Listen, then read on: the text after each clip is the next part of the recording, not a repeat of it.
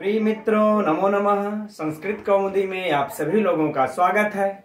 मित्रों, हम लोग नीति शतकम ग्रंथ के सभी पद्धतियों का अध्ययन कर चुके हैं और इस समय नीति शतकम ग्रंथ के परिशिष्ट भाग में दिए हुए श्लोकों का अध्ययन कर रहे हैं और पिछली कक्षा में हम लोग इसके 6 श्लोकों तक अध्ययन कर चुके हैं और अब आज की कक्षा में इस 7वें श्लोक से अध्ययन प्रारंभ करते हैं। तो आप सभी लोग मित्रों अपनी नोट्स और अपनी पुस्तक नीति शतकम लेकर के बैठ जाइए। हम लोग अध्ययन प्रारंभ करते हैं। श्लोक है मित्रों, वचो हि सत्यम परमं विभूषणं लज्जांगनायाः कृशता कटौ च द्विजस्य विद्येव पुनस्तथा क्षमा शीलम हि सर्वस्य नरस्य भूषणम।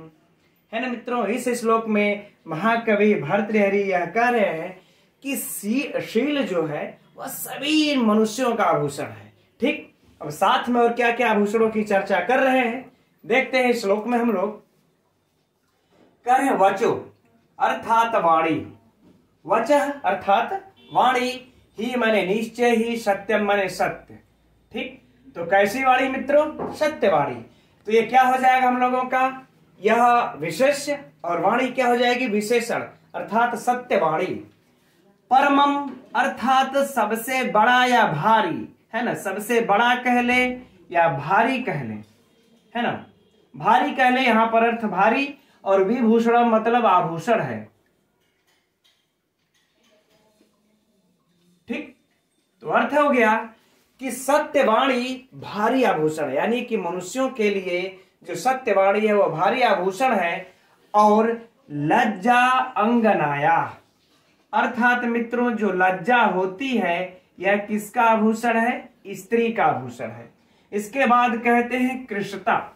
कृशता अर्थात मित्रों कह लें कि पतलापन। कृश कमजोर, कमजोर अर्थात जो पतला होगा वो कमजोर। तो कह रहे हैं कि पतलापन, क्या अर्थ ले लेंगे हम लोग यहाँ पर? पतलापन। कटौ, कटौ अर्थात मित्रों कमर का, पतलापन कमर का आभूषण है। ठीक, अब आगे कहते हैं द्विजस्य अर्थात ब्राह्मण का, है ना, ब्राह्मण का आभूषण क्या है? भूषण। कह रहे विद्या एव पुनः तथा क्षमा, यानी कि विद्या है,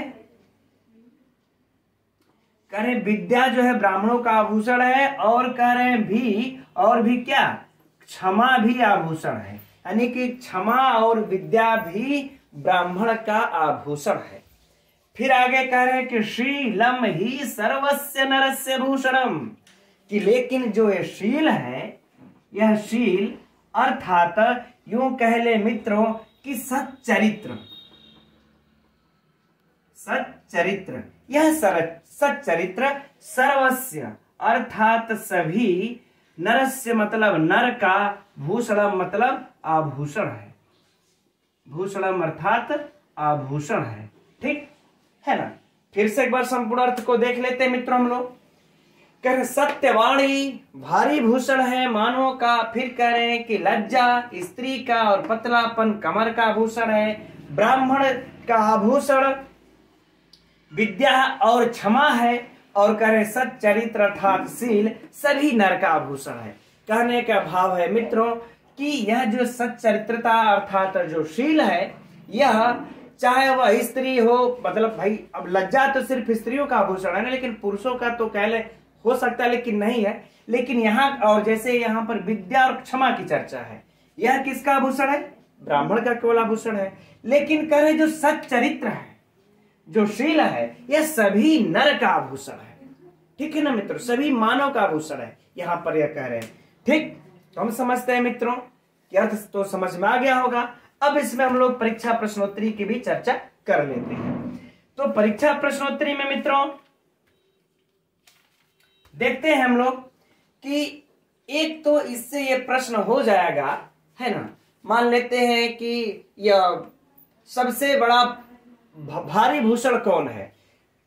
नीति शतक ग्रंथ के अनुसार भारी भूषण कौन है? तो हो जाएगा सत्यवाणी, है ना। स्त्री का आभूषण कौन है? तो लज्जा, या लज्जा किसका आभूषण है? तो स्त्री का। है ना, पतलापन या इस तरह से दे देगा। कृशता किसका आभूषण है? तो कटौ का अर्थात कमर का, है ना, या कमर का आभूषण क्या है? तो कृशता। उलट पलट दोनों तरफ से पूछा जा सकता है ना। उसी प्रकार से इसमें भी प्रश्न बन जाएगा और उसी प्रकार से मित्रों यहां भी प्रश्न बन जाएगा। हाँ, एक चीज याद रखिए कि यह मित्रों बहुत बहुत महत्वपूर्ण सूक्ति है और कई बार के परीक्षाओं में रिपीटेड प्रश्न है यह, तो इसे आप लोग अंडरलाइन कर लीजिएगा, कलरफुल कर लीजिएगा इसको। ठीक, अब कह रहे हैं कि अगला इसमें से जो प्रश्न बन जाएगा कि सभी मानवों का क्या आभूषण है? तो सभी मानवों का मित्रों शील आभूषण है। सभी मानवों का, सभी पुरुषों का क्या आभूषण है? शील आभूषण है।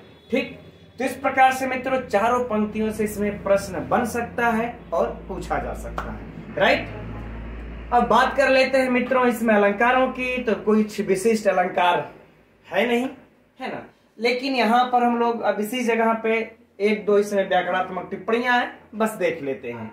ठीक, हाँ, ये विशेष विशेषण है मित्रों, याद रखिएगा। इसकी इस पंक्ति को उठा करके दे दे कि जो है कि यह सत्य या सत्य क्या होगा इसमें? विशेषण, है ना। अब वाणी कैसी है? सत्य, तो यह क्या हो जाएगा? विशेष। ठीक, वाणी कैसे है मित्रों? तो सत्य है, विशेष विशेषण हो गया। अब यहां पर देखिए विभूषणम का हम लोग, चलिए व्याकरणात्मक टिप्पणी देख लेते हैं। विभूष ल्यूट आप सभी लोग जानते हैं मित्रों इसका, इसमें तो कोई समस्या नहीं होना चाहिए। विभूष धन ल्यूट प्रत्यय लग करके बन जाता है विभूषणम, है ना। चलिए हलंत भी लगा लेते हैं, आगे बढ़ते हैं। लज्जा, है ना मित्रों, लज्जा में लज धातु से अंग टाप, लज धन अंग धन टाप, है ना, ये हो जाएगा। अब आगे है देखिए अंगनाया स्त्री कृष्ता, कृष्ता का देख लेते हैं एक। तो मित्रों इसमें देखिए कृष से पहले कत प्रत्यय लगता है तब बन जाता है कृष। क्या बन जाता है? कृष। ठीक, अब इसके बाद इस कृष में फिर हम लोग लगा देते हैं प्रत्यय तल और उसके बाद टाप, तब बन जाता है कृषता। क्या बन जाता है? कृषता। ठीक, तो यदि कृष में पूछ दे तो कत प्रत्यय, कृष्ता में पूछ दे तो तल और टाप प्रत्यय। ठीक, और कृष्ता का अर्थ होता है मित्रों पतलापन। ठीक, तो बाकी इधर द्विजास्य विद्या, यहाँ पर वृद्धि संधि दृष्टिगत हो रही है आप लोगों को। पुनः तथा क्षमा शीलम ही सर्वस्य षष्ठी, बाकी तो कोई व्याकरणात्मक टिप्पणी से विशिष्ट है नहीं। तो परीक्षा की दृष्टि से मित्रों देखा जाए तो एक ये व्याकरणात्मक टिप्पणी, और यह तो फेमस है, पूछा तो आप लोगों से बचेगा नहीं, और एक विशेष से विशेषण, और बाकी इन चारों पंक्तियों से 4 प्रश्न। अब बात कर लेते हैं हम लोग इसमें छंद की। कौन सा छंद है मित्रों? तो उप जाति छंद है। राइट, अब हम समझते हैं मित्रों यह श्लोक सिर्फ इतना ही है, और ये एक सुक्ति, हाँ ये सुक्ति जो महत्वपूर्ण याद रखना है बस। अब इससे ज्यादा कुछ भी नहीं जो बचता है हम लोगों को परीक्षा में पूछे। चलिए फटाफट हम लोग अगले श्लोक की तरफ बढ़ते हैं। तो यह रहा मित्रों अगला श्लोक 8वां, देखते हैं इसे। शार्दुल विक्रीडित छंद में है। अग्राह्यं हृदयं यथैव वदनं यद्दर्पणान्तर्गतं भावः पर्वत सूक्ष्म मार्ग विषमः स्त्रीणां न विज्ञायते चित्तं पुष्कर पत्र तोयतरलं विद्वद्भिरान् संसितं नारी नाम विशांकुरैरिवलता दोषहि समं वर्धिता। है ना मित्रों, इस श्लोक में महाकवि भर्तृहरि कह रहे हैं कि जो नारी होती है वह दुर्गुणों से भरी होती है। ठीक है मित्रों, इसे आप लोग कोई भी उतना विशिष्ट हृदय से नहीं लीजिएगा, सिर्फ हम लोग इसका परीक्षा की दृष्टि से अध्ययन करते हैं। कह रहे हैं अग्राह्य, अग्राह्य अर्थात जो ग्राह्य न हो, जो पकड़ में न हो। ठीक है, अर्थात कह लें कि समझना, है ना, अग्राह्य है। अग्राह्य अर्थात अग्राह्य ही हम लोग लिख लेते हैं, कोई समस्या नहीं है। हृदय माने हृदय को, हृदय, ठीक। यथैव अर्थात उसी प्रकार, उसी प्रकार। वदनम अर्थात मुख, वदनम अर्थात मुख।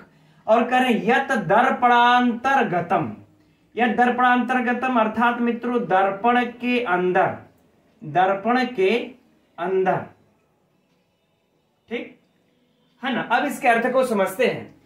लिख रहे हैं महाकवि भर्तृहरि की दर्पण के अंतर्गत मुख, है ना, जिस प्रकार से दर्पण के अंतर्गत मुख को पकड़ना कठिन होता है, उसी प्रकार से हृदयम अर्थात स्त्रियों के हृदय को, चित्त को अग्राह्य अर्थात जो ग्राह्य न हो, पकड़ना कठिन होता है मित्रों। सिंपल सी बात है ना।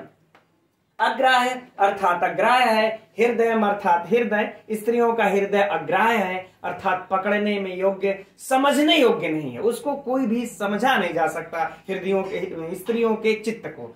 किस प्रकार से? तो कह रहे जिस प्रकार से दर्पण के अंदर में मुख दिखता है, उसको पकड़ नहीं सकते, समझ नहीं सकते, उसी प्रकार से, ठीक। अब आगे लिख रहे हैं कि भाव अर्थात स्त्रियों के आंतरिक भाव, है ना मित्र। यहां पर हम लोग लिख लेते हैं कि आंतरिक भाव, तो आंतरिक भाव अर्थात मनोरथ भी कह सकते हैं। करें पर्वत सूक्ष्म मार्ग विषम, करें जो पर्वत होता है उस पे एक पतली मार्ग, अगर देखिए कोई भी पर्वत हो मित्रों, अगर विशाल पर्वत है, अगर उस पे चौड़ा रास्ता है तो उसको तो आदमी आराम से ढूंढ लेगा ना कि अरे वो रहा, देखो रास्ता दिख रहा है। लेकिन उसी पर्वत पे अगर कोई पतली सी महीन सी अगर डगर हो तो फिर उसको कैसे आदमी ढूंढेगा? उसको ढूंढने में असुविधा होगी, अर्थात ढूंढने में समस्या होगी, ठीक है ना, अर्थात नहीं ढूंढा जा सकता। तो कह रहे हैं कि पर्वत पर सूक्ष्म अर्थात पतले मार्ग को ढूंढना, मार्ग को खोजना विषम है, ठीक है, विषम है अर्थात कठिन है, अर्थात कठिन है। उसी प्रकार से स्त्रीणाम न विज्ञायते, विज्ञायते अर्थात मित्र जानना, है ना। तो कह रहे हैं उसी प्रकार से स्त्रियों के आंतरिक मनोभाव को जानना कठिन है ना। जिस प्रकार से पर्वत पर किसी पतली मार्ग को खोजना, पता लगाना कठिन है, उसी प्रकार से स्त्रियों के हृदय को जानना कठिन है ना, आंतरिक भाव को जानना कठिन है। अब आगे लिख रहे हैं कि चित्तम अर्थात हृदय, अर्थात मित्रों हृदय। करे कि पुष्कर पत्र तोय तरलम, है ना, पुष्कर, पुष्कर पत्र तोय तरलम। पुष्कर अर्थात मित्रों कमल और पत्र मतलब पत्ता, है ना। तो जैसे कहे कि कमल के पत्ता पर तोय अर्थात जल और तरल अर्थात चंचल। करें कि जिस प्रकार से, है नहीं, कमल के पत्ते पर जल जब गिरता है मित्रों तो चंचल रहता है, हमेशा हिलता डुलता, आए बाएं दाएं ऊपर, मतलब हिलता डुलता रहता है। तो कह रहे हैं कि विद्वत भी अर्थात विद्वानों ने, विद्वानों ने, और मित्रों है अरान संसितम, अरान संसितम, विद्वत भी अरान संसितम। तो कह रहे हैं कि कहा है, अरान संसितम मतलब मित्रों कहा है। तो कह रहे हैं कि विद्वानों ने कहा है। भर्तृहरि भी अपने हिसाब से अपना जो है कि छुटा लिए, कह लें दोष हटा लिए। कह रहे हैं कि यह मैंने नहीं कहा, विद्वानों ने कहा है। क्या कहा है? कि स्त्रियों का जो चित्त होता है वह कमल पत्ते पर गिरे हुए जल के समान चंचल होता है ना मित्रों। महाकवि भर्तृहरि अब अपना यहाँ पे से जिम्मा हटा लिए, करे मैं नहीं कह रहा हूं भाई, विद्वत, विद्वत भी भरान संसितम, विद्वानों ने कहा है। और क्या कहा है कि चित्तम हृदयों, स्त्रियों का जो चित्र होता है, पुष्कर पत्र तोय तरलम, कमल पत्ता के जल के समान चंचल होता है।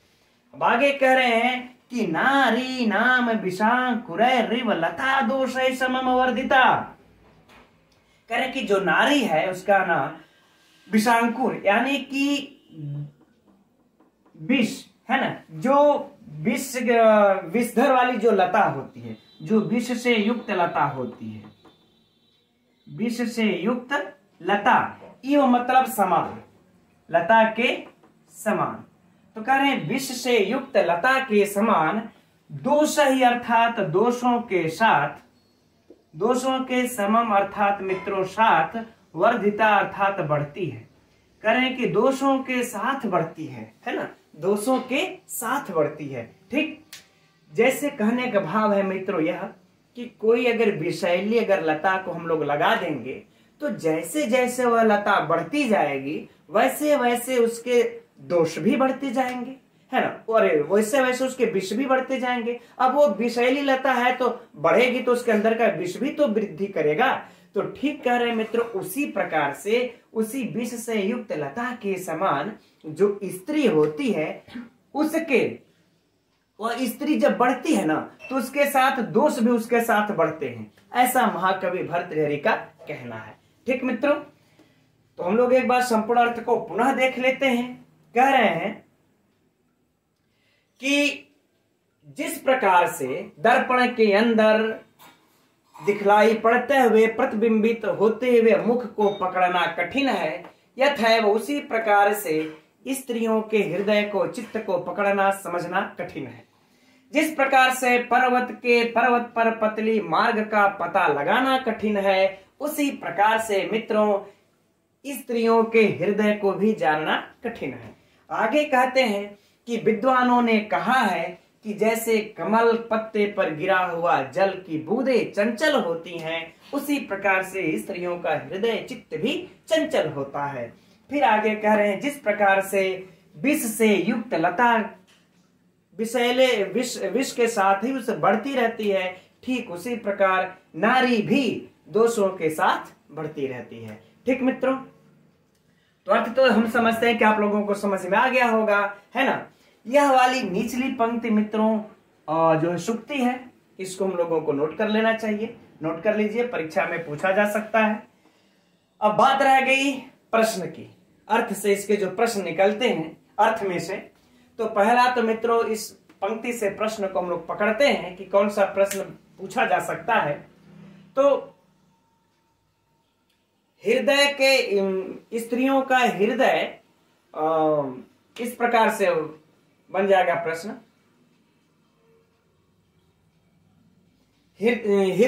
स्त्रियों का हृदय किस प्रकार से अग्राह्य अर्थात किस प्रकार से पकड़ा नहीं जा सकता, तो सीधे होगा मित्रों जिस प्रकार से दर्पण में मुख दिखता है उसे नहीं पकड़ा जा सकता, है ना। इस प्रकार से इसको अर्थ हम ये बना सकते हैं, है ना। स्त्रियों के चित्त को समझना जानना किसके समान है, स्त्रियों के चित्त को जानना समझना किसके समान है, तो पर्वत सूक्ष्म मार्ग विषम, पर्वत सूक्ष्म मार्ग विषम, ये उत्तर हो जाएगा।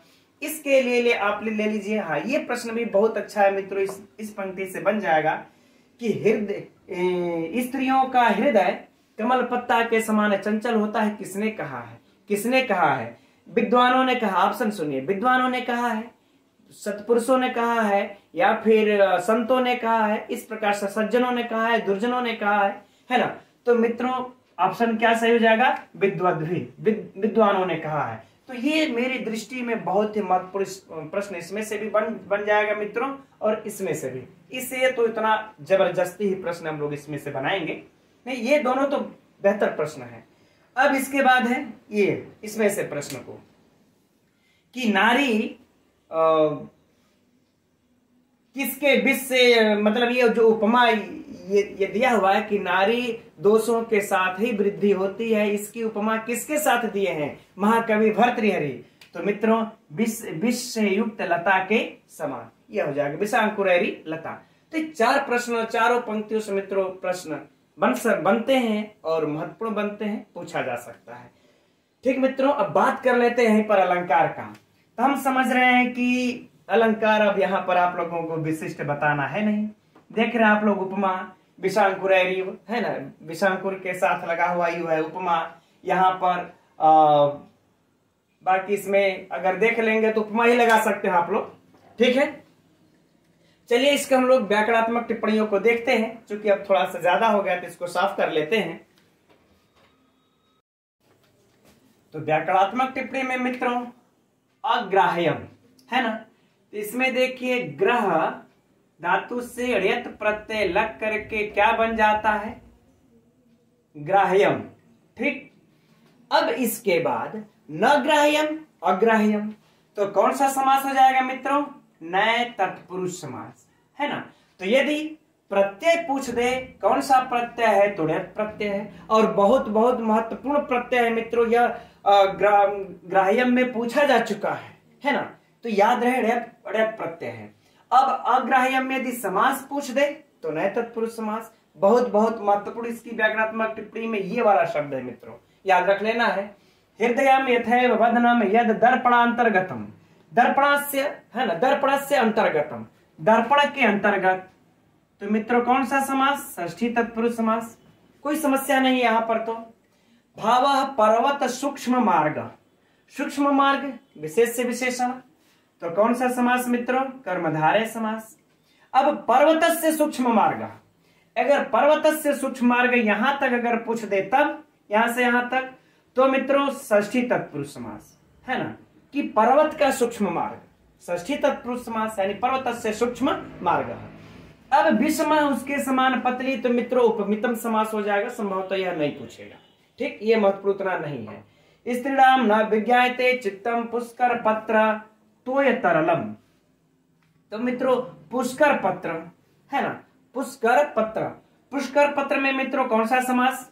षष्ठी तत्पुरुष समास। कमल का पत्ता, कमल का पत्ता संबंध। अब तोय तरलम, है ना, यानी उस पर स्थित, अर्थात कहने की पुष्कर, इसलिए यहां पर मित्रों देखिए मध्यम पद लोपीय समास है। ठीक है, कि तस्मिन यानी उस पे पद का जो लोप हुआ है, तो बाकी छोड़ देते हैं, ये इतना महत्वपूर्ण नहीं, इतना लंबा पूछने जाएगा मध्यम पद लोपीय समास के लिए। हाँ, इसका देख लेते हैं। विद्वद भी आशंसितम, विद्वद भी आशंसितम। तो मित्रों यहां पर हो जाएगा आ उपसर्ग पूर्वक संस धातु से कत प्रत्यय मिल करके तब बन जाएगा आशंसितम। ठीक, जब इसमें सुवादिक उत्पत्ति हम लोग अब ये कर देंगे तो आशंसितम हो जाएगा। बाकी आगे नीचे तो कुछ वैसा विशिष्ट है नहीं। हाँ, ये है जो है कि दोष सहित समम वर्धिता, तो दोष के साथ ही मित्रों तो यहाँ पर जो तृतीया विभक्ति हुई है, तो ये तो कहीं निध में भी आप लोग सही लगा देंगे इसको, कि इस सम के योग में इसमें जो है तृतीया हुई है। यह तो कोई विशिष्ट बहुत कठिन है नहीं। ठीक मित्रों, छंद की बात कर लेते हैं, तो शार्दुल विक्रीडित छंद है। ठीक, तो हम समझते हैं अभी श्लोक आप लोगों के लिए पूर्ण हो गया। अब हम लोग बढ़ते हैं अगले श्लोक के तरफ। तो यह रहा मित्रों अगला श्लोक 9वां, यह भी शार्दुल विक्रीडित छंद में है। तो देखते हैं इसे भी। क्षुद्राः सन्ति सहस्रशः स्वभरण व्यापार मात्रोद्यताः स्वार्थो यस्य परार्थ एव स पुमान् एकः सतामग्रणीः दुष्पूरोदरपूर्णाय पिबति श्रोतः पतिं वाडवो जीमूतस्तु निदाघ संभृत जगत सतां पविच्छित्तये। है ना मित्रों, इस श्लोक में महाकवि भर्तृहरि कह रहे हैं कि जो परोपकार ही सत्पुरुष है, अर्थात जो परोपकारी होते हैं वही सत्पुरुष होते हैं। तो देखते हैं मित्रों हम लोग परीक्षा के दृष्टि से कह रहे हैं क्षुद्रा, क्षुद्रा अर्थात मित्रों नीच, क्षुद्र नीच अधम, बल्कि नीच अच्छा नहीं लग रहा है, हम लोग अधम लिख लेते हैं, है ना, अधम। ठीक, बोलने में थोड़ा सा और लग रहा है। अधम संति मतलब है, ठीक, और सहस्रशः अर्थात हजारों, है ना, हजारों अधम है पुरुष, हजारों पुरुष अधम है। लेकिन कौन से पुरुष अधम है मित्रों हजारों लोग? तो आइए इधर देख लेते हैं, है ना। करें स्वभरण व्यापार मात्रोद्यता, करें स्वभरण अर्थात अपने पालन पोषण में या स्वपालन पोषण में, अपने पालन पोषण में, है ना, करें कि अपने पालन पोषण में, अपने पालन पोषण के व्यापार अर्थात कार्य में, और उद्यत अर्थात जो लगे हुए हैं, ठीक है ना, करें कि वे हजारों पुरुष अधम हैं जो स्वभरण व्यापार मात्र उद्यता, कि जो सिर्फ अपने ही भरण पोषण में लगे हुए हैं, दूसरे का हित कभी नहीं करते। तो वह पुरुष कैसे है मित्रों? अधम है। फिर निचली पंक्ति में कह रहे हैं कि स्वार्थो यस्य परार्थ, परार्थ अर्थात मतलब मित्रों परहित, है ना, परहित को, और जो कह रहे हैं परहित को स्वार्थ अर्थात अपना हित समझता है। क्या समझता है? अपना हित समझता है। एव स वह ही, है ना, वह ही क्या है? पुमान अर्थात पुरुष, है ना, एक अर्थात एक, और सताम अग्रणी, सताम अर्थात मित्रों सज्जनों में, है ना, सज्जनों में अग्रणी अर्थात अग्रणी है, अर्थात अग्रणी है। तो करे जो पुरुष परहित को अपना स्वार्थ हो, अपना हित समझता है, वह पुरुष ही एकमात्र सज्जनों में अग्रणी है। ठीक है, आगे देखते हैं। करे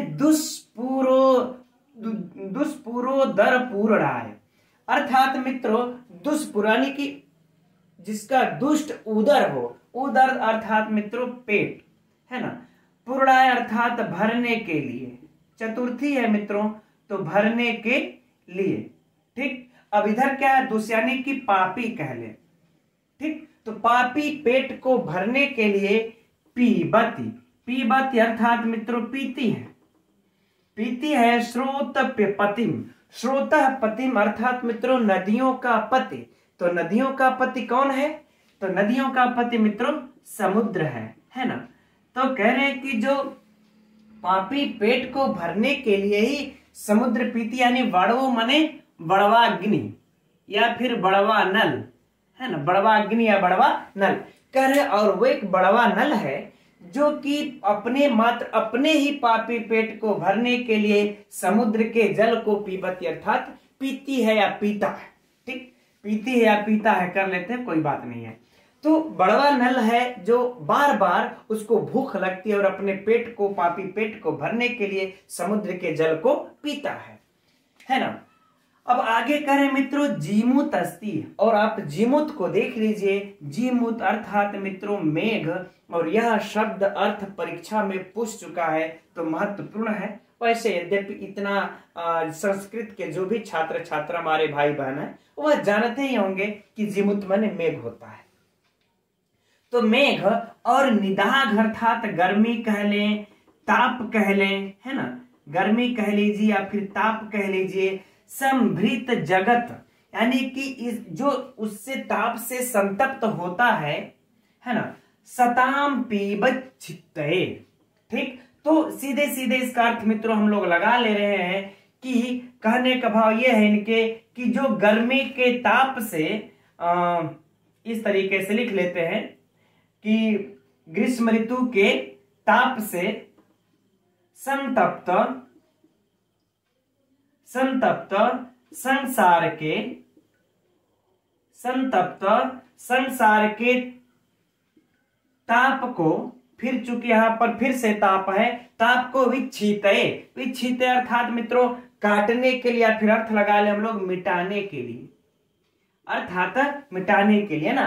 तो करे इस गर्मी से संतप्त जगत अर्थात संसार के, है ना, संताप अर्थात ताप को विच्छितये मिटाने के लिए। करे अब आप एक मेघ को ले लीजिए, यह भी समुद्र के जल को पीता है।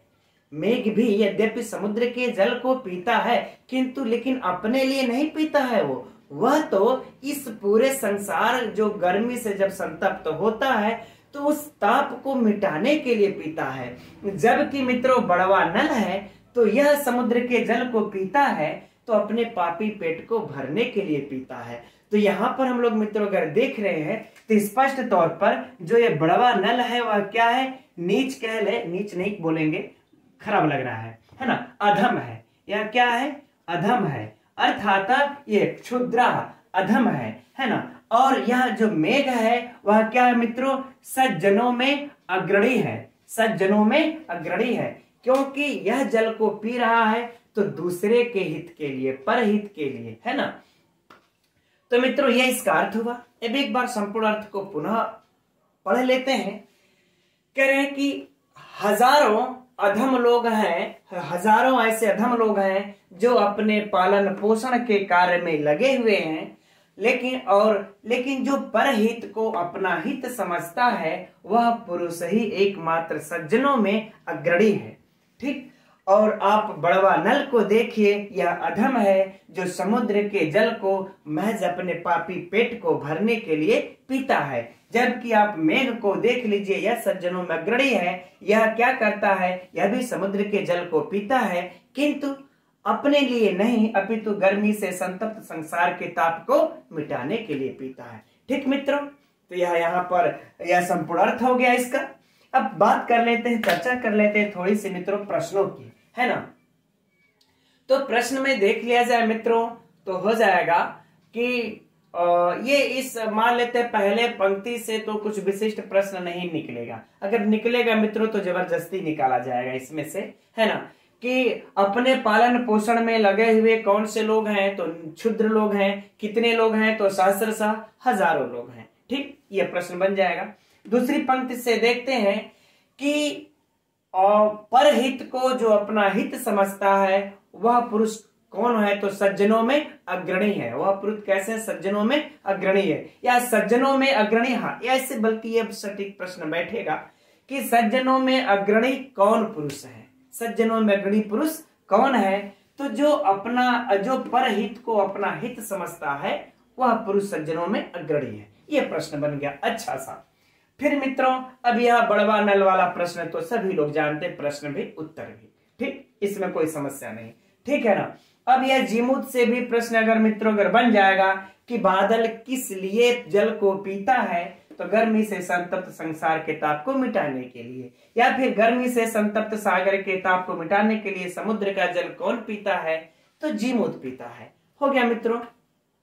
ठीक, तो हम समझते हैं अब अर्थ में से इससे ज्यादा प्रश्न नहीं पूछेंगे। चलिए अब हम लोग इसका व्याकरणात्मक टिप्पणी, ऐसे कुछ विशिष्ट है नहीं, फिर भी जो एक दो है देख लेते हैं।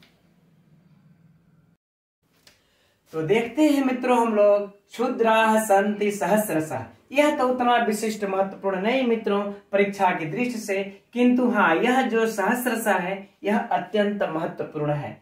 तो इसको हम लोग देख लेते हैं। सहस्र धन, यहाँ पर मित्रों शश प्रत्यय लगा हुआ है ना, तो प्रत्यय की दृष्टि से पूछे कि सहस्रशः में कौन प्रत्यय मित्रों, तो शश प्रत्यय। लेकिन इससे संबंधित एक और परीक्षा के लिए महत्वपूर्ण प्रश्न यह हम लोगों के लिए बन जाता है मित्रों कि यह शश प्रत्यय जहां भी लग जाता है वह अव्यय हो जाता है। तो यह सहस्रशः मित्रों शब्द कैसा है, अव्यय है। यह भी क्या है, अव्यय है। तो यदि परीक्षा में मान लेते प्रश्न इस प्रकार से पूछ दिया, यह पूरे श्लोक की पंक्ति उठा करके कि इस पद में आए, इस श्लोकांश में आए हुए सहस्रशः पद क्या है, क्रिया है, संज्ञा है, सर्वनाम है, अव्यय है, तो क्या है मित्रों, यह अव्यय है। ठीक है, तो प्रत्यय पूछे तो शश प्रत्यय, और है या क्या मित्रों, तो अव्यय है। स्पष्ट हो गया। अब यह देखिए अगला पद है लेकिन बहुत लंबा है, परीक्षा की दृष्टि से उतना पूछेगा नहीं लंबा, लेकिन हम लोग चलिए फिर भी एक बार देख लेते हैं, है ना। देखिए स्वभरण, पहले इतने का समास देख लेते हैं। तो स्वस्य भरणम, स्वस्य भरणम, तो मित्रों कौन सा समास हो जाएगा यहाँ पे, षष्ठी तत्पुरुष समास। बिल्कुल सरल है, आसान है।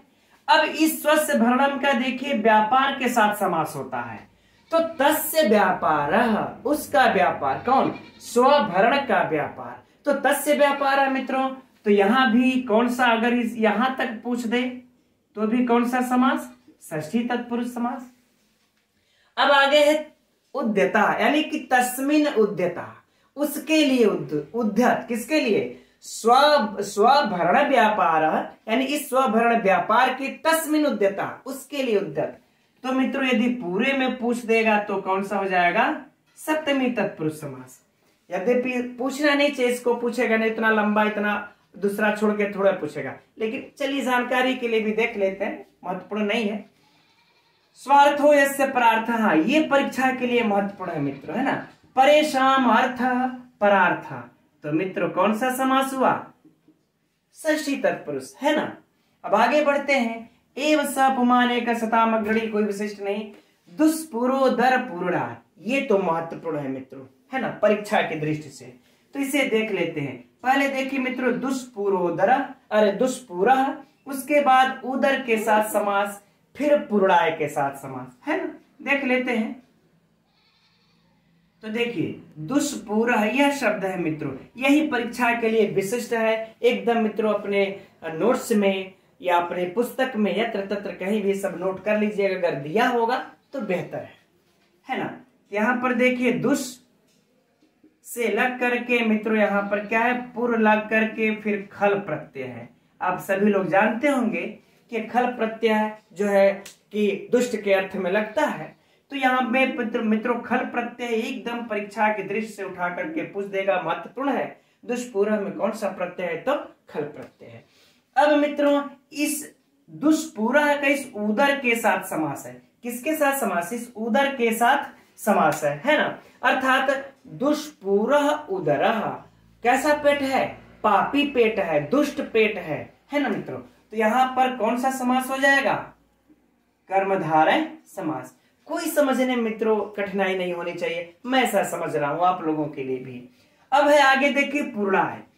तो अब तस्य पुरड़ाय है ना, यानी कि दुष्पुरोदर यानी कि तस्य पुरड़ाय, इस दुष्ट पापी पेट को भरने के लिए। तो पेट को तो मित्रों षष्ठी तत्पुरुष समास। अब हम सुआदि की उत्पत्ति अपने अनुसार कर लेते हैं, चतुर्थी विभक्ति को लगाएंगे तो दुष्पुरोदर पुरड़ाय बन जाएगा। एकदम आसान है मित्रों। अब है पीबती, कुछ पूछना जांचना तो इधर है नहीं, सब जानते हैं आप लोग। फिर जीमूति अर्थात मित्रों मेघ, यह तो मैंने पहले ही कह दिया है, महत्वपूर्ण है। अब यह देखिए इतना लंबा पद है ना, यह भी नहीं पूछेगा, लेकिन चलिए थोड़ा सा बस देख लेते हैं जल्दी जल्दी करके। निदाघ संभृत है ना, निदाघेन संभृत। तो मित्रों यहां तक कौन सा समास है, तृतीया तत्पुरुष समास। फिर इस तृतीया तत्पुरुष निदाघ संभृतेन, संभृत का समास मित्रों इस जगत के साथ हुआ। तो जगत कैसा है, निदाघ गर्मी से संतृप्त है, गर्मी ऋतु से के ताप से संतृप्त है मित्रों। तो यहां तक अगर पूछ देगा तो कौन सा समास, कर्मधारय समास। अब इसके बाद करें तेन संताप विच्छित है ना मित्रों, कि तादृशा, अरे तस्य संताप तस्य विच्छित, अर्थात मित्रों यहां पर षष्ठी पूरे में पूछ दे तो पूरे में तो षष्ठी तत्पुरुष समास। ठीक, जल्दी से देख लेते हैं इसको, है ना। चलिए ये षष्ठी तत्पुरुष समास हो गया। अर्थात मित्रों पूरे में, इस पूरे में षष्ठी तत्पुरुष समास और निदाघ संभृत में तृतीया और निदाघ संभृत जगत में कर्मधार, राइट। अब मैं समझता हूं मित्रों कि इस श्लोक में से आप लोगों के लिए अब कोई भी ऐसा परीक्षा के लिए अछूता प्रश्न नहीं रहेगा, लेकिन मैं पुनः कहूंगा इसको और इसको और इसको मित्रों नोट कर लीजिएगा। ठीक है, अब अगले प्रश्न, अगले श्लोक की तरफ बढ़ते हैं। तो यह रहा मित्रों अगला श्लोक 10वां, और यह भी शार्दूल विक्रीडित छंद में ही है। तो देखते हैं हम लोग इसको भी पढ़ लेते हैं एक बार। किम कुर्मस्याभर व्यथा न वपुषि क्षमां न क्षिपत्येष यत्, किम वा नास्ति परिश्रमो दिनपतेः आस्ते नयन्निश्चलः, किन्त्वङ्गीकृतमुत्सृजन् स्वमनसा श्लाघ्यो जनो लज्जते, निर्वाह प्रतिपन्नवस्तु सुसताम् एतद्विगोत्र व्रतम्। है ना मित्रों, इस श्लोक में महाकवि भर्तृहरि कह रहे हैं कि जो सज्जन व लोग होते हैं वह सुकृत वस्तु का, सुकृत कर्म का निर्वाह करते ही रहते हैं, उसे बीच में छोड़ते नहीं हैं। अब कैसे लिख रहे हैं महाकवि भर्तृहरि, इसको हम लोग हिंदी में इसके अर्थ को समझते हैं मित्रों। किम अर्थात क्या, ठीक, कुर्मस्य अर्थात कक्षप, है ना, कक्षप, ठीक। भर व्यथा मतलब भार से व्यथित, भार से व्यथित कह लें या भार से कष्ट कह लें, भार से पीड़ित कर लें, कोई भी समस्या नहीं है। भार से व्यथित, न मने नहीं, और वपुषी मने शरीर, वपुषी अर्थात करें कि शरीर, है ना। कह रहे कि क्या कच्छप देव का भार से व्यथित शरीर नहीं होता यदि वह क्षमा अर्थात पृथ्वी को न अर्थात नहीं, और क्षिपत एष यत, है ना, क्षिपत मतलब मित्रों फेंक देना, है ना, अपने पीठ पर से फेंक देना, ठीक, फेंक देते हैं, है ना। अब इस तरह से समझ लेते हैं इसके अर्थ को कि यदि कच्छप देव अपने शरीर से इस पृथ्वी के भार को फेंक नहीं देते हैं, पृथ्वी को फेंक नहीं देते हैं, तो क्या इसका मतलब है कि क्या उनका जो यह शरीर है वह भार से व्यथित नहीं होता। अब आगे कहते हैं कि किम वा नास्ति, किम वा नास्ति, किम वा नास्ति, किम माने क्या, नास्ति माने फिर वही नहीं है, और परिश्रमो अर्थात परिश्रम मेहनत, ठीक, और दिन पते अर्थात मित्रों दिन का स्वामी कौन है, सूर्य। तो कह रहे हैं कि क्या परिश्रम से यह सूर्य थकते नहीं हैं, कि क्या यह परिश्रम से जो सूर्य देव है वह थकते नहीं है। यत निश्चला, कि यदि वह रुकते नहीं है, यदि वह निश्चल नहीं होते हैं, है ना, निश्चल लिख लेते हैं इस प्रकार से कि यदि भगवान सूर्य देव जो भ्रमण करते रहते हैं, ये देखिए आज की बात है मित्रों कि हम लोग जानते हैं कि सूर्य स्थिर रहते हैं, पृथ्वी घूमती रहती है, लेकिन उस समय जब महाकवि भर्तृहरि ने लिखा है तो लिखे हैं कि सूर्य जो दिन भर चलता रहता है, जो दिनपति है, वह कभी निश्चल यानी रुकता नहीं है। तो इसका मतलब क्या है कि वह कभी परिश्रम से थकते नहीं हैं, अरे वो थकते हैं, अवश्य ही थकते हैं, किंतु अंगीकृतम उत्सृजन, है ना, विच्छेद कर लेते हैं, करे किंतु अंगीकृतम अर्थात स्वीकार किए हुए कार्य को उत्सृजन मित्रों मतलब हो जाएगा छोड़ना, है ना, छोड़ना, और स्व मनसा अर्थात अपने मन से, स्व मन में क्या करते हैं, श्लाघ्यो मने प्रशंसनीय लोग, जनः मने लोग, और लज्जते अर्थात लजाते हैं, क्या करते हैं, लजाते हैं। कह रहे हैं ना कि प्रशंसनीय लोग लजाते हैं, अपने मन में क्या करते हैं, लजाने लगते हैं, है ना, उनको शर्म आने लगती है। कब, कि जो स्वीकार किए हुए कार्य को यदि छोड़ते हैं तब, है ना।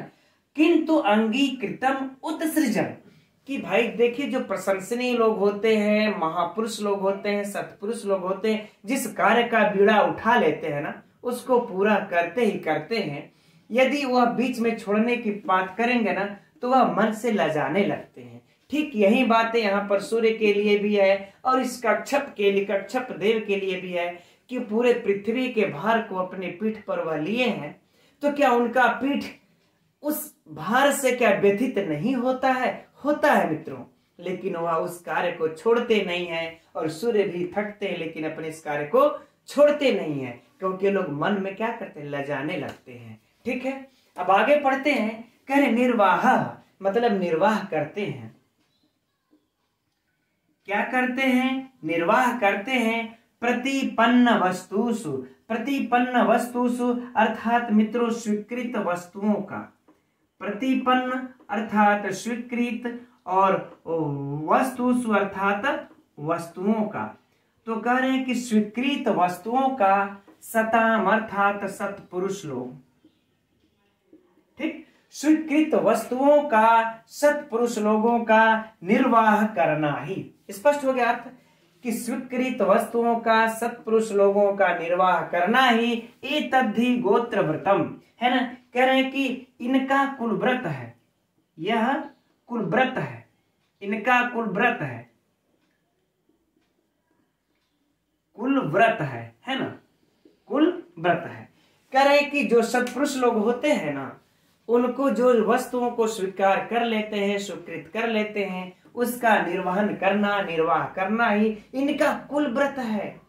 परंपरा से चला आता हुआ यह व्रत है मित्रों। ठीक, तो हम समझते हैं अब अर्थ समझ में आ गया होगा। एक बार संपूर्ण अर्थ को पुनः देख लेते हैं।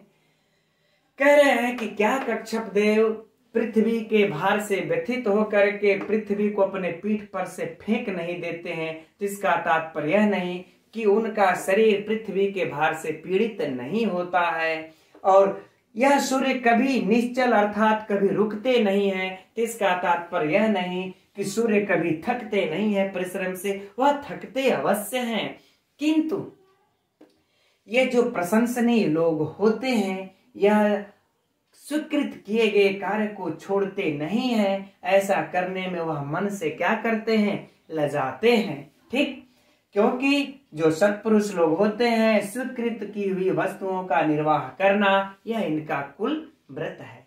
ठीक मित्रों, तो यह हो गया इसका अर्थ। अब बात कर लेते हैं मित्रों हम लोग परीक्षा उपयोगी प्रश्नों की। तो देखिए इसमें जो यह अंतिम पंक्ति है ना, यह सुक्ति है मित्रों, इसको आप लोग नोट कर लीजिएगा। यह क्या है, सुक्ति है, इसको नोट कर लीजिएगा। अब इसके बाद मित्रों अगर इसमें से साहित्य में से हम लोग इसके अर्थों में से अगर प्रश्न को निकाला जाए, है ना, तो यह हो जाएगा कि इस निचले प्रश्न में जो सुक्ति में से महत्वपूर्ण प्रश्न निकलेगा यह तो है ही है मित्रों। यह ऐसा नहीं पूछेगा कि किस पद्धति का है, यह बस पूछेगा किस ग्रंथ का है, तो नीति शतकम लगा देना है क्योंकि यह परिशिष्ट भाग में पठित है यह श्लोक, है ना। अब इसमें से देखिए जो प्रश्न बनेगा वह क्या होगा कि स्वीकृत वस्तुओं का निर्वाह करना किसका कुल व्रत है। प्रश्न को फिर से सुनिएगा कि स्वीकृत वस्तुओं का निर्वाह करना किसका कुल व्रत है। तो मित्रों किसका कुल व्रत है, सत्पुरुषों का कुल व्रत है। सताम इनका है ना, ऑप्शन में दे देगा सत्पुरुष, ज्ञानी, विद्वान, है ना, इस प्रकार से दे देगा भगवान, तो इस प्रकार से दे देगा। तो किसका कुल, यह कुल व्रत है सत्पुरुष का। ठीक, आगे बढ़ते हम लोग। अगला है, अगले प्रश्न में इसमें है कि कौन से लोग इस जो है कि स्वीकार किए गए कार्य को छोड़ने में लजाते हैं। कौन से लोग स्वीकार किए गए कार्य को छोड़ने में मन में लजाते हैं। तो मित्रों कौन लोग लजाते हैं, श्लाघनीय अर्थात प्रशंसनीय लोग लजाते हैं। दो प्रश्न बन गया मित्रों, ठीक है ना। और बाकी सूर्य और इसका छप से पूछेगा तो फेमस है, उसमें अगर जबरदस्ती प्रश्न निकालेंगे तो भी कोई महत्वपूर्ण उतना नहीं रखता है। ठीक मित्रों, अब हम लोग इसके व्याकरणात्मक टिप्पणियों को देख लेते हैं। इस श्लोक की व्याकरणात्मक टिप्पणियां मित्रों परीक्षा की दृष्टि से वैसी विशिष्ट नहीं है, फिर भी कुछ तो है, तो हम लोग उसे देख लेते हैं, है ना। किम कुर्मस्य भर व्यथा, मित्रों है ना, भरस्य व्यथा अर्थात षष्ठी तत्पुरुष समास। कुर्मस्य में षष्ठी विभक्ति, यह सब तो आप लोग बिल्कुल सपने में भी पकड़ सकते हैं, सही कर सकते हैं। और भर व्यथा, अब ये तो षष्ठी तत्पुरुष समास भी पढ़ते पढ़ते आदत हो गई होगी अब तो पकड़ने की, बिल्कुल सरल है। न वपुषी, है ना मित्रों, सप्तमी विभक्ति देख रहे हैं, बिल्कुल सरल है। क्षमाम न क्षिपति एष यत् किम वा नास्ति परिश्रमो दिन पते दीनस्य पति, है ना मित्रों। षष्ठी तत्पुरुष यहाँ भी कोई समस्या नहीं। यत् न यत् निश्चलः किंतु अंगीकृतम उत्सृजन, मित्रों यहाँ पर आप लोगों को दिख रहा होगा संधि किंतु अंगीकृतम, कित्व अंगी, यह संधि स्पष्ट है, कोई समस्या ही नहीं है। अब उत्सृजन इसको देख लेते हैं मित्रों। तो उत्सृजन का उद उपसर्ग लगा लीजिए और सृज धातु लगा लीजिए, और जो है कि लट लकार है इसमें मित्रों क्षत्रि प्रत्यय है। बहुत सिंपल है ना, उत्सृजन बन जाएगा, है ना, छोड़ने के अर्थ में। अब है श्लाघ्य, यह मित्रों परीक्षा की दृष्टि से ये वाला शब्द का महत्वपूर्ण है, चूंकि यह पूछा जा चुका है। तो मित्रों इसमें है श्लाघ धन ण्यत, श्लाघ धन ण्यत बन जाता है मित्रों, लग करके इसमें श्लाघ्य। ठीक है, यह परीक्षा की दृष्टि से महत्वपूर्ण है, इसको नोट कर लेना है। अब आगे इसमें निर्वाह, ठीक, तो निर उपसर्ग लगा लीजिए मित्रों और वह धातु लगा लीजिए, इसके बाद घय प्रत्यय लगा लीजिए, बन जाएगा निर्वाह। सरल है बिल्कुल, अगर आएगा तो बचेगा नहीं आप लोगों से। अब है देखिए प्रतिपन्न वस्तुषु, तो प्रतिपन्न यानी प्रति उपसर्ग पूर्वक व्युत्पत्ति देख लीजिए, प्रति उपसर्ग पूर्वक पद धातु लगा लीजिए और फिर कद प्रत्यय लगा लीजिए मित्रों, बन जाएगा प्रतिपन्न। फिर वस्तु सु के साथ समास कर लीजिए, प्रतिपन्न वस्तु सु कर्मधारय समास। कौन सा मित्रों? कर्मधारय समास। सिंपल सी बात। सता में तदि गोत्रवर्धम, बाकी आगे कुछ है नहीं, है ना।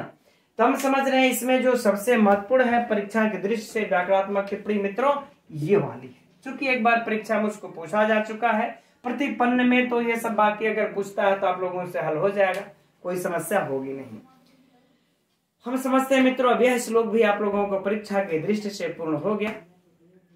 और अलंकार बात करते हैं इसकी, हाँ छंद की, तो शार्दुल विक्रीडित छंद है, कोई समस्या है नहीं। तो आज की कक्षा में मित्रों हम लोग ये इतना ही रहने देते हैं, यहीं तक। अब कल मिलेंगे फिर हम लोग 7:30 बजे। मित्रों आप लोगों की कक्षा कैसी लगती है कमेंट्स करके मित्रों अवश्य बताया कीजिए। कमेंट्स आप लोग करते हैं तो मुझे ऊर्जा मिलती है, एनर्जी मिलती है, और जो कंटिन्यूटी है ना मुझे उसे बनाए रखने में आपका कमेंट्स मदद करता है। ठीक है मित्रों, तो कल मिलते हैं फिर हम लोग 7:30 बजे इसी समय। नमो नमः।